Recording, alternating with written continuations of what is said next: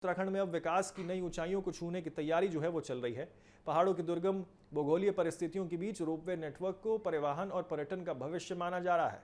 राज्य सरकार और केंद्र सरकार की साझेदारी से आपको बता दें, उत्तराखंड में 50 से ज्यादा यानी कि तकरीबन 51 नए रोपवे प्रोजेक्ट्स का बड़ा खाका जो है वो तैयार किया गया है, जिनकी कुल लंबाई करीब 160 किलोमीटर होगी। इन परियोजनाओं से न सिर्फ यात्रा आसान होगी बल्कि पर्यटन और स्थानीय अर्थव्यवस्था को भी जो है नई रफ्तार मिलेगी।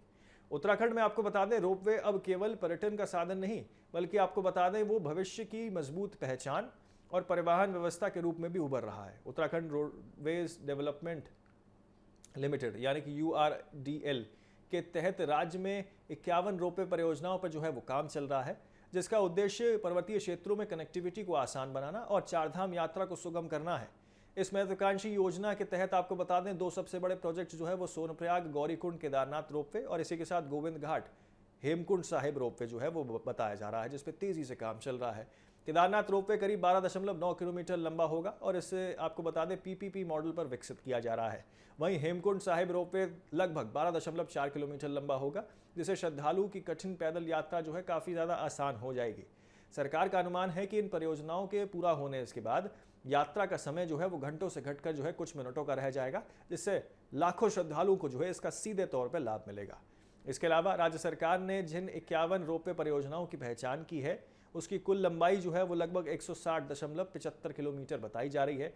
इनमें धार्मिक स्थलों के साथ साथ पर्यटन और शहरी कनेक्टिविटी को जोड़ने वाले कई अहम रूट्स भी शामिल हैं, जैसे काठगोदाम से हनुमानगढ़ी, मसूरी से कैंपटी फॉल, ऋषिकेश से कुंजापुरी और चौपटा से तुंगनाथ। सरकार ने आपको बता दें इन परियोजनाओं को प्राथमिकता सूची पर रखा है, जिसमें देहरादून मसूरी रोपवे, यमुनोत्री रोपवे, इसी के साथ पूर्णागिरी रोपवे और कुंजापुरी रोपवे जो है वो प्रमुख तौर पर शामिल हैं। इन परियोजनाओं से न केवल धार्मिक पर्यटन को बढ़ावा मिलेगा बल्कि आपको बता दें ट्रैफिक जाम और पर्यावरणीय दबाव भी जो है वो कम होते हुए दिखाई देगा। विशेषज्ञों का मानना है कि रोपवे परियोजनाएं पहाड़ी क्षेत्रों में गेम चेंजर साबित हो सकती हैं, क्योंकि इनमें सड़क निर्माण की तुलना में जो है कम पर्यावरणीय नुकसान होता है और यात्रा अधिक सुरक्षित बनती है। ऋषिकेश से नीलकंठ महादेव तक प्रस्तावित रोपवे, हरिद्वार के चंडी देवी और मनसा देवी रोपवे नेटवर्क का विस्तार और इसी के साथ मसूरी देहरादून रोपवे जैसी परियोजनाएं शहरी और धार्मिक पर्यटन को जो है नई दिशा देने वाली हैं।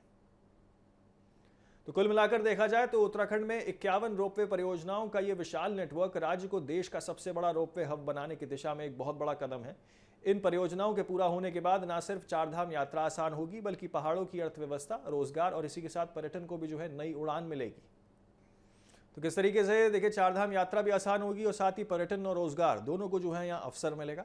पहाड़ों में विकास को नई ऊंचाई देने के लिए जो है सरकार लगातार यहाँ पर काम करते हुए दिखाई दे रही है।